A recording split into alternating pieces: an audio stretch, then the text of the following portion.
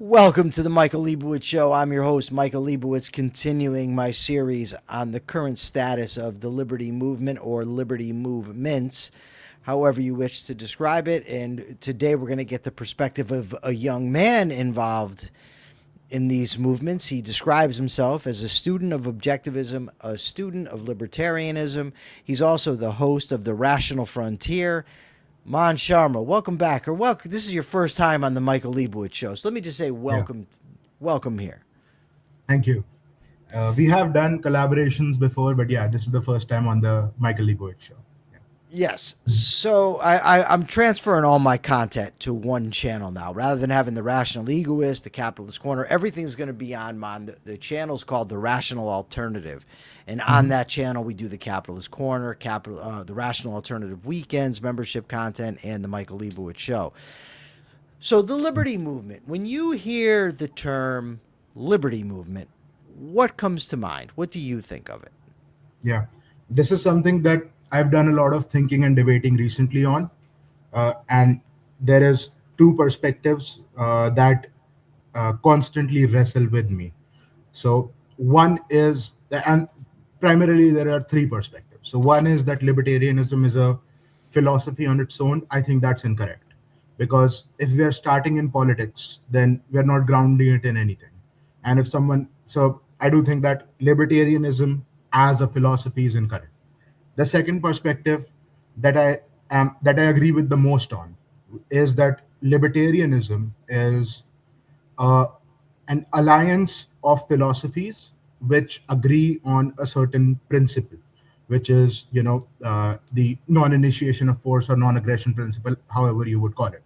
And there are people who come with different philosophical backgrounds which converge on this principle, and then they work together to bring the principle and its corollaries into existence. So that I would say describes the modern liberty movement. There are Kantian libertarians, there are intuitionist libertarians, there are people who base it in objectivist principles, which is something you and me do mostly. And there are disagreements on the edges because of course these are different philosophies, so they are going to disagree. But there's a lot of agreement, right? So, and there's a lot of thus base to work together on those agreements. The third point of view is that there is no such thing as the libertarian movement. We should stop using the word, and we all go about our different ways. The Kantians go their way, and the Objectivists go their way, and we just try to bring there's no need for cooperation.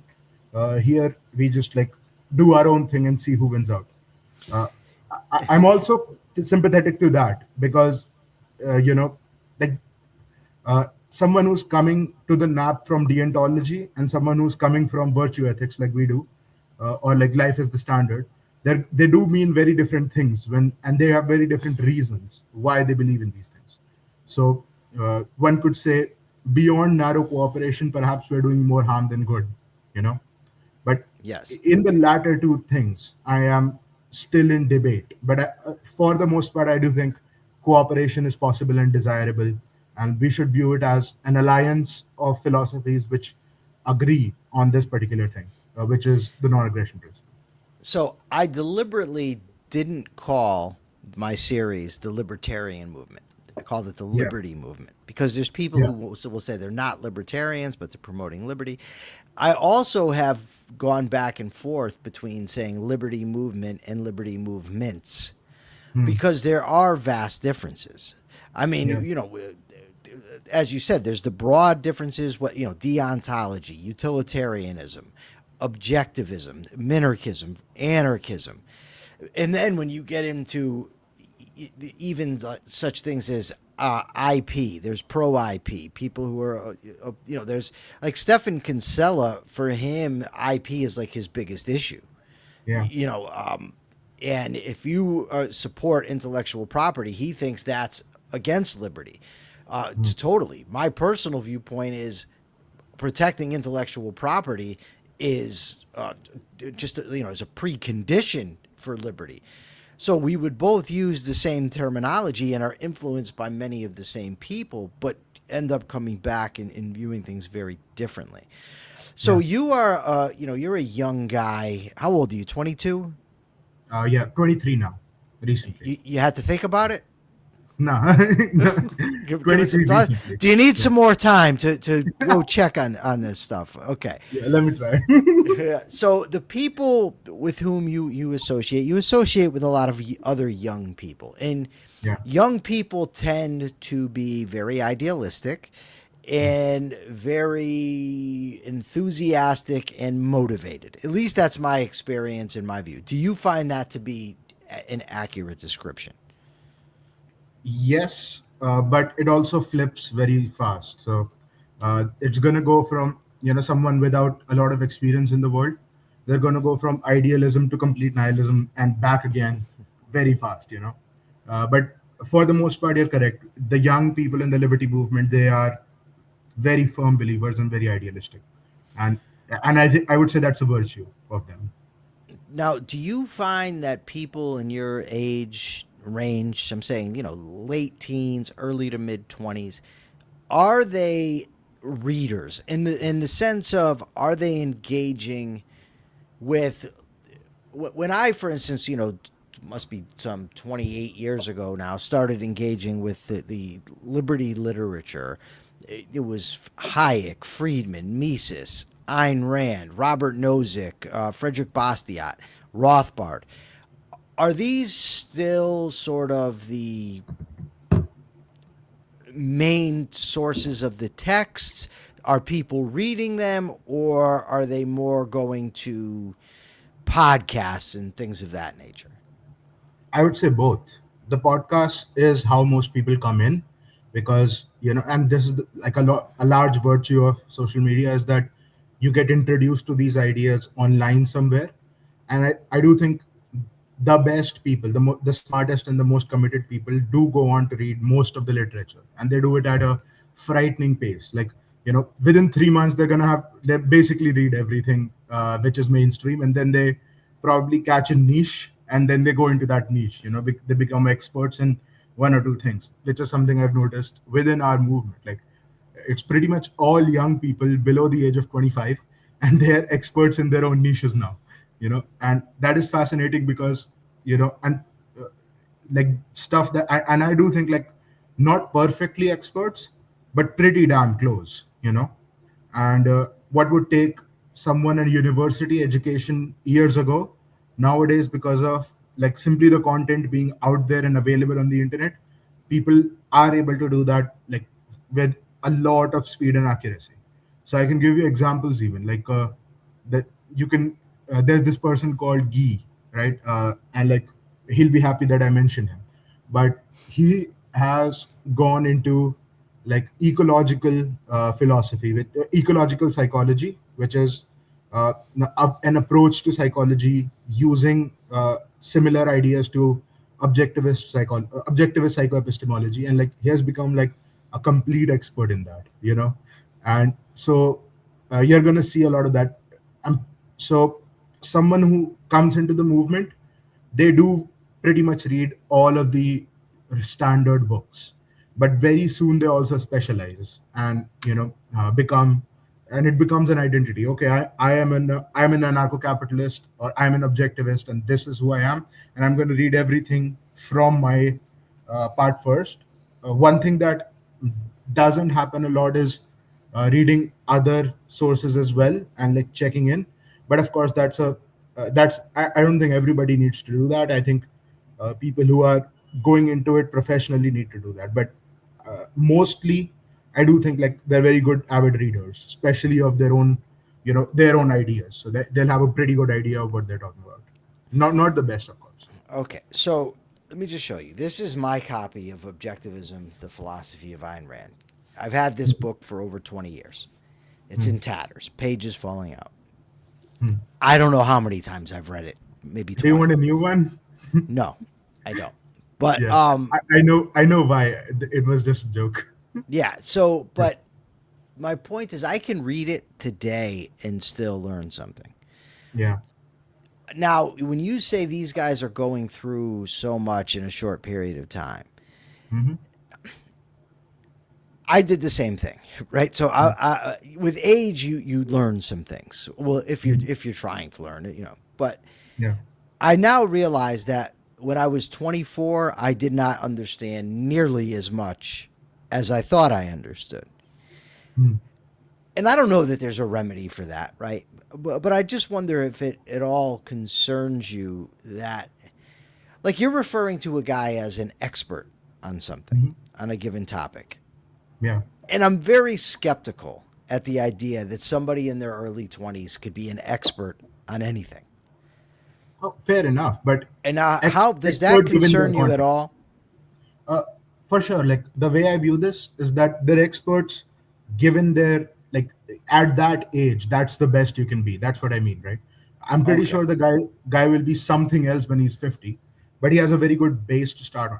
This is the spiral theory of knowledge, right? Like you Sure. gain knowledge, and that's real knowledge, but then you go out there, and it fills in more, and then you come back to it, and then concepts are abstractions, they're abstract principles, but the guy who came up with the concept, he filled it in, right? Like, it wasn't floating, he didn't come out of it from nowhere. So a lot of concretes went into building that concept, but now that the concept is there, you could tell it to another person who doesn't have those concretes, and sure, to an extent he will know and understand it, but not to the extent that you know it, because you know the building blocks of that concept, right? But when that guy goes out into the world and he tries to apply that concept over and over again, he's going to spiral back and forth, not spiral out of control, but the spiral theory of knowledge, right? But he's going to spiral to the base of the concept, reducing it to reality and coming up again, and then he knows even more about that concept, right? And a very good example of this can be, you know, uh, something like the non-aggression principle, right? Sounds easy enough when you first tell it to someone that, okay, what you should not harm somebody else's property, something like that. That's the most generic way you could say it.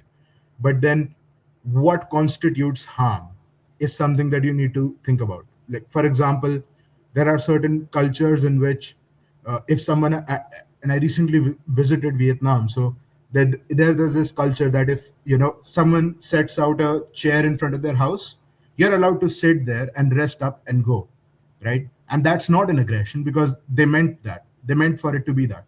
But the same thing, if perhaps you do in another culture, that's trespassing. So you do need context to apply that principle, right? And there you would, and this is not just in practice but also in advancing your own understanding of theory, that you have to constantly spiral back and front in your knowledge to refine it further and further and further. But at every step you do have true knowledge, you have something, you know. So, like, from the first That's moment you true. heard it, you have something.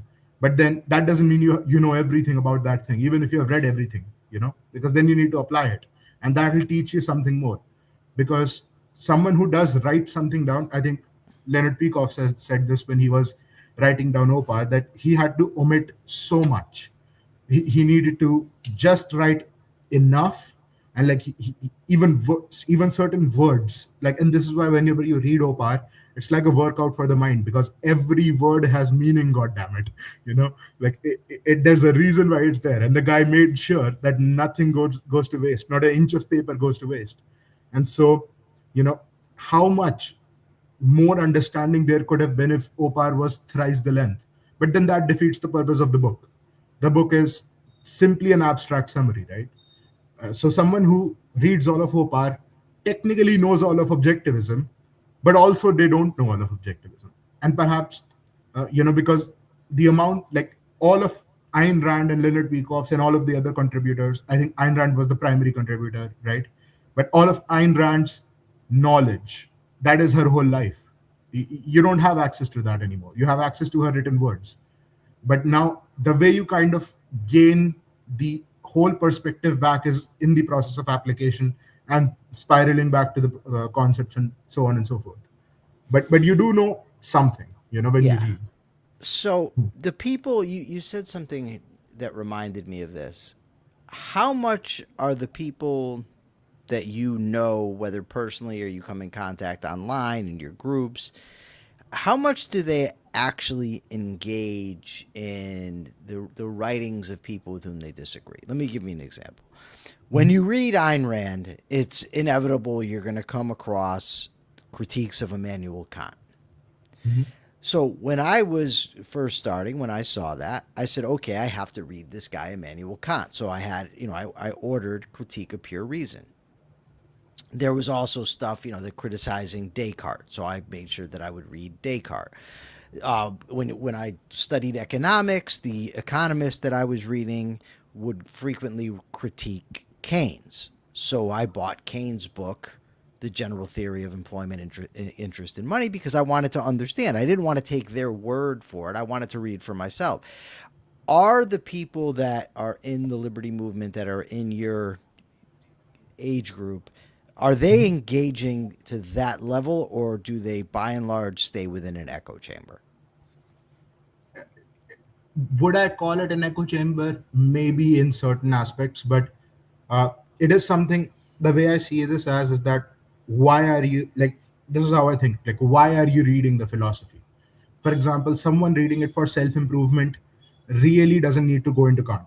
But if you're going out there and talking to people who are Kantians, right? You really need to know what you're talking about, right? And from what I'll tell you, like most people would have heard Leonard Peikoff's History of Philosophy and History of Modern Philosophy.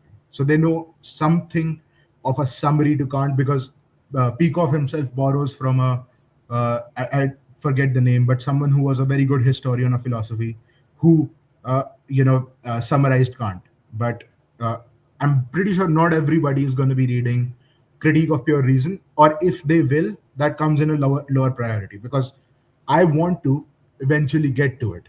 Like I want to eventually get to it, but there's like 5 books before that, which is that Sure. I need to read Inductica's book as well, which is his solution to the problem of induction. I need to read, if you've heard of him, I'm forgetting his name.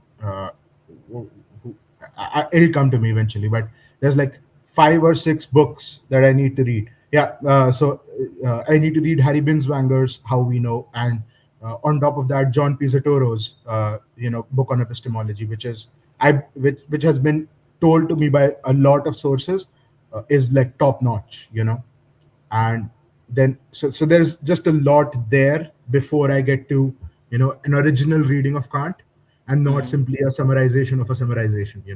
Like for Now, right now I have 2 degrees separated summarizations, but I would think you yeah. hold on one second? Would you? Yeah. Because I agree. I mean, you can't read everything, and you have to prioritize based on your own needs and goals, right? Mhm. So if you're not going to spend time, for instance, critiquing Kant, then Yeah. there's no sense. I wouldn't say you have to go out and read Kant. If, Mhm. however, you are going to do that, if you're going to, for instance, say, Kant's deontological ethics destroys the concept of ethics because it puts unchosen duties on people. Let's say you're going to Yeah. say something like that. But you've never actually read Kant. I'd say Mhm. that's irresponsible, right? So it To depends an on extent. what your goals are. But Yeah. if you, well, to an There is an extent, asterisk there, right? well, The here's the asterisk problem, being, is Kant even saying this? So like that, you're almost right? taking, you're trusting the interpretation of Miss Rand and Mr. Peikoff when you say this, because I'm assuming what you have heard or said is that you have read, causality versus duty, and you have heard Peikoff's summarization of the history of philosophy. So there's a conditional there. If what they say is true, then this is true. So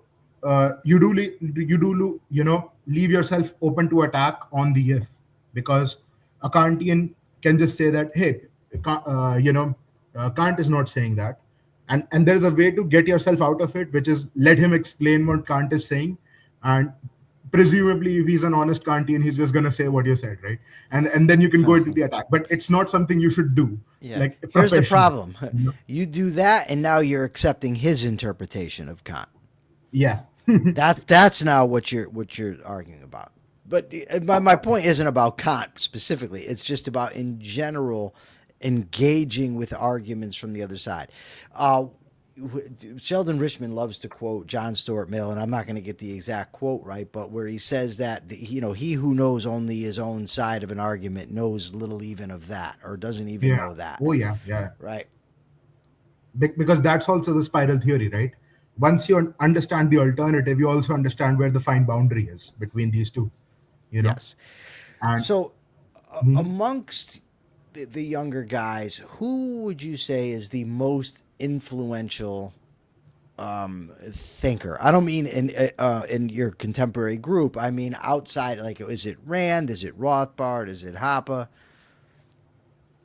I would say it splits into basically two camps of, like, if we talk about the young libertarians, there's the objectivist libertarians, and I say this is a small O objectivist because they don't always agree with everything that Rand says, but they agree with the broad epistemology and the metaphysics and the ethics. At least they think they do. They might have problems there as well because, as we said, it's the spiral theory, right? Yeah, You know, sure. and like that, that's what they're ostensibly basing themselves on. And there's the Kantians, which are basing themselves on Kant's epistemology and metaphysics, and they're coming from there. So these are the two broad camps. The Hoppeans, no, and by Hoppeans I don't mean the dumbasses who talk about throwing communists out of the, helicopters. Like those are very dumb people who never read anything mostly. But like the people who are, let's say, someone like Joe from the Mises Institute, like the very very well read Hoppians, they do come from a Kantian base, and that's something I also want to read, because what they're talking about an interpretation of Kant which is almost a realist interpretation of Kant. So so that's something that often stumps me. Like, this is not the Kant that Rand talked about, but of course there is a truth there. Maybe they're misinterpreting, or maybe I'm pretty sure they're misinterpreting somehow.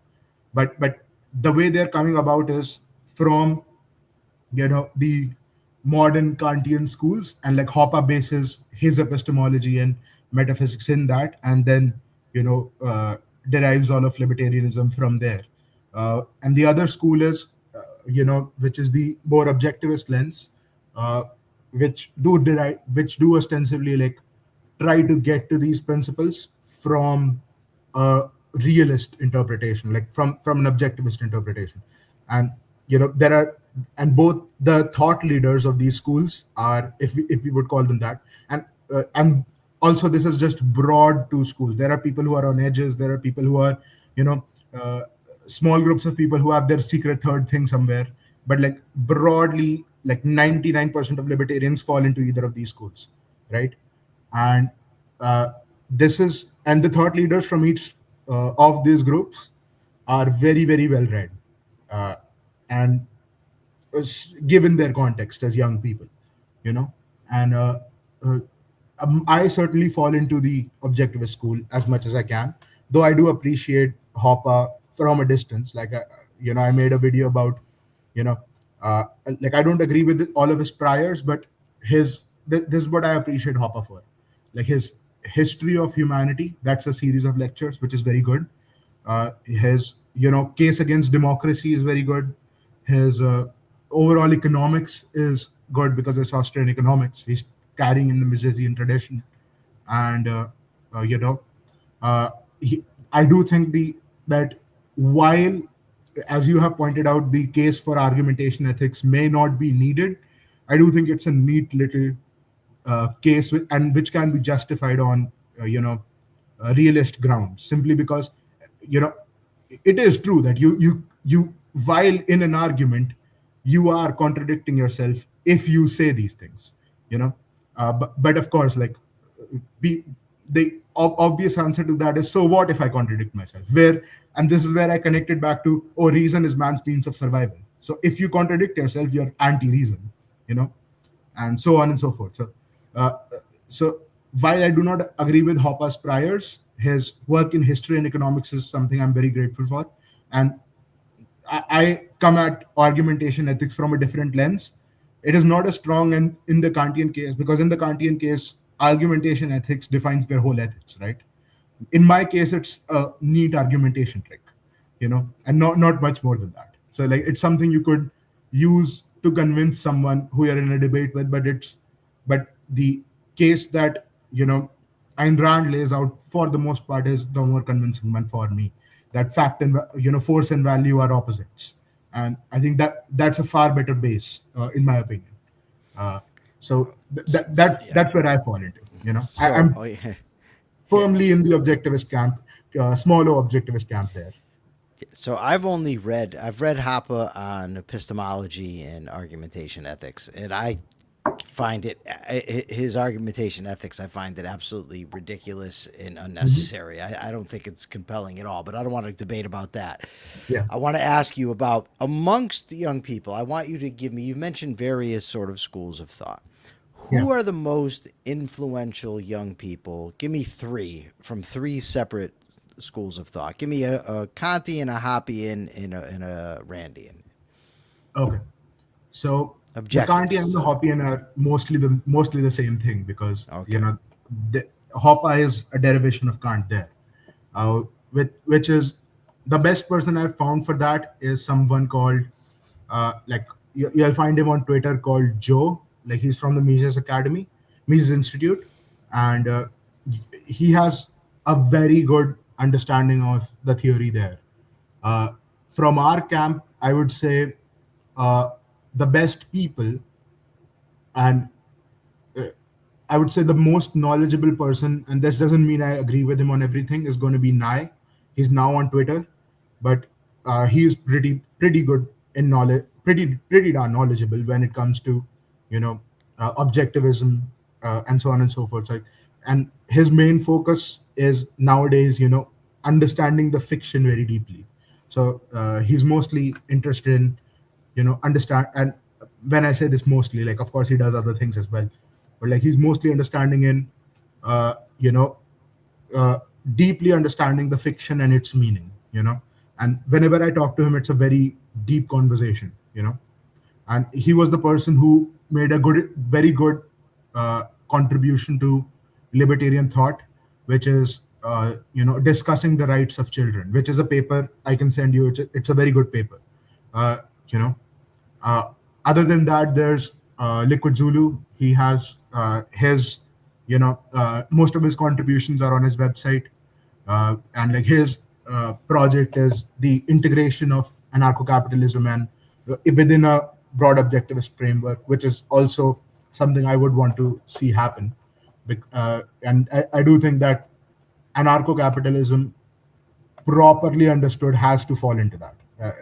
It has to be justified on those terms. The Kantians are wrong about this, and the you know, and after that, I would say Guy is someone like Guy or Pro Heretics. That's his Discord and his YouTube as well.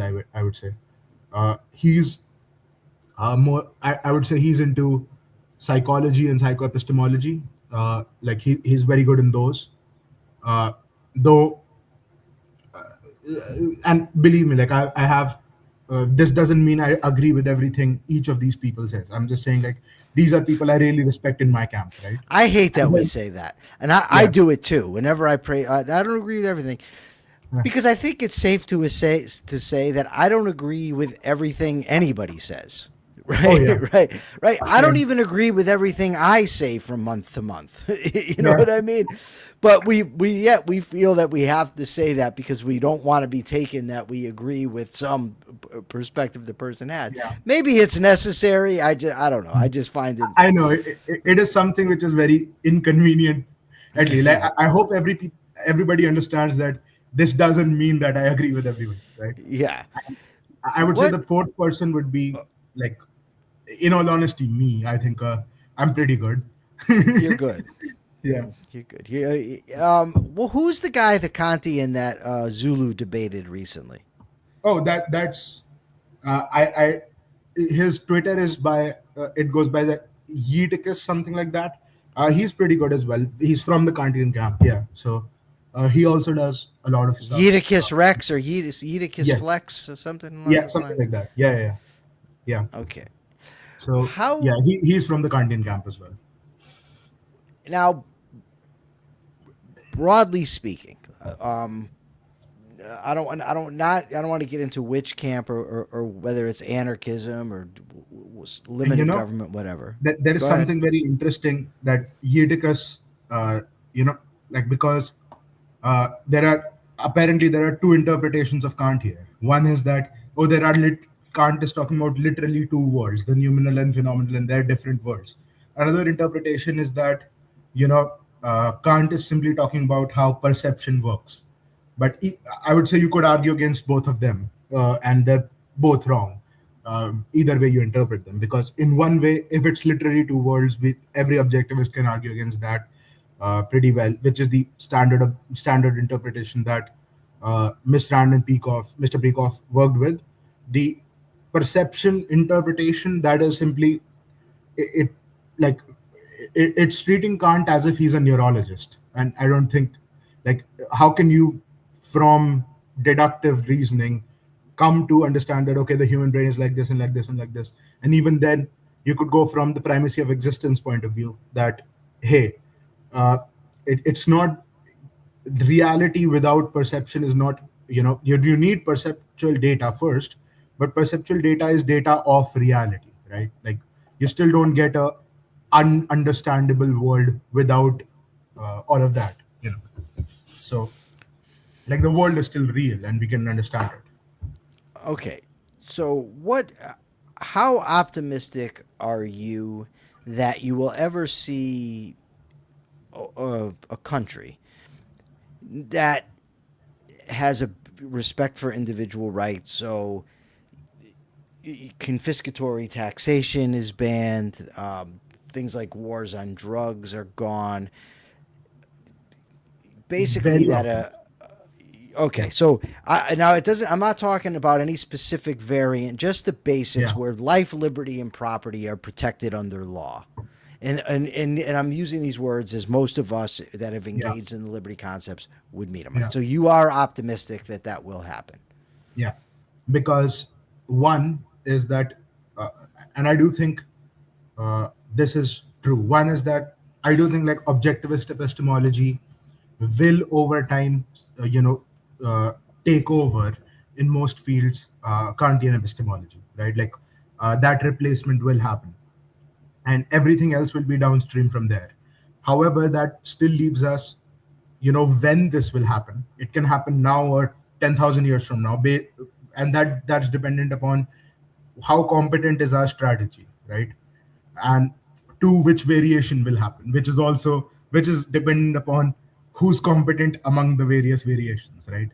So I do think it's pretty reasonable to say that we'll see something along those lines, because even if you look at the last 5 to 10 years, one is that these ideas have always been there in the background, right? Like pretty much forever. Like every central planner or a scientist or a president or all of these people, they have to think about these ideas at least in the background. Okay, this will, like, for example, the broadest strain of anti-communism, like which is that if you try to do a lot of heavy-handedness, at least you're called a communist, so, and that is something along the lines of okay, the principle there is you're moving us towards that, you know and so that's something that you have to argue against. Like recently, Zoran Mamdani, he name dropped Hayek in his speech. Yeah. So far more than we realize, these people are critically aware of our ideas and they are terrified by them. I do believe so. And I do think that's a good thing. That's exactly where we want them, right? And what we need to now do is every time these people fail, and believe me, they will fail, because we know that these philosophies that these people operate on are false. So for example, the Austrian business cycle is one way that crises always come. This is a principle that I have, that in a status system, crisis will always be there around the corner. Now, that crisis is opportunity for us and opportunity for them.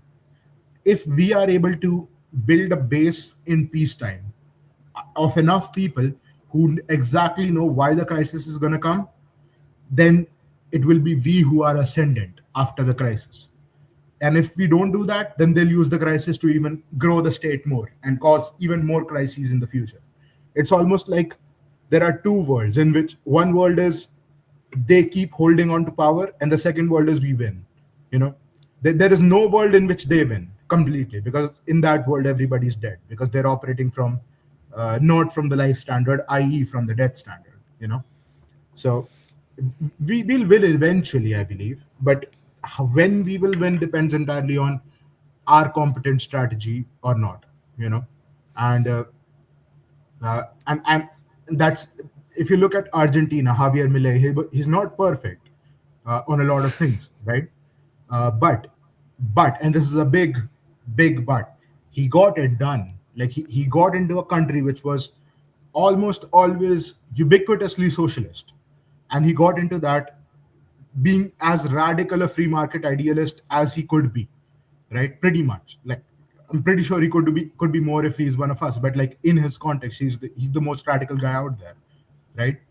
And so is also true in a lot of other places in South America. I've heard there are a lot of free market people in Brazil as well, so we might see something there as well. South America is to watch out for a lot of future good to happen, because socialism was most prevalent in the last century there. So a complete reversion is something almost poetic, and something that's bound to happen, because a people which understands socialism well, they have seen what the extremism of these ideas does, and they understand that, okay, this is one extreme is very, very bad. Does that mean the other extreme is very good? Something like that. So extremism is a big thing there. And I do think, like, how did Javier Milei get into it? He spent years upon years simply preaching about free market ideas, and he did it unabashedly. And he grew a small support base. And when the crisis came, which it always will in a statist society, he was able to capitalize on it and win, because there was an alternative. The problem is that oftentimes we don't build that alternative, right? Something that almost happened in the US but didn't happen was 2008 and Ron Paul, right? Like, if strategy was better there, like 2008 was a crisis that He could have been wasn't coming. Right? He wasn't getting in 2008, dude. But you could imagine a different world in which perhaps him and other people. I can imagine a world in which they come and tell me I get to make all the laws. It doesn't mean it's going to happen. Maybe. I like your idealism and your optimism, but that just was not going to happen. Mann, I want to have you back on in a few weeks to so. I want to discuss strategies for promoting liberty and the role of technology. In doing so, is that something you'd be interested in doing? Oh, for sure. I have a lot of ideas there.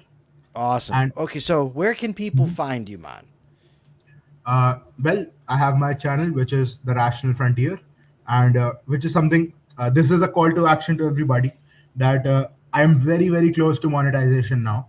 Like, I have roughly 470 subscribers and 2,500 watch hours. So get me to 500 and 3,000 respectively within the next 50 days, and I'll be very grateful.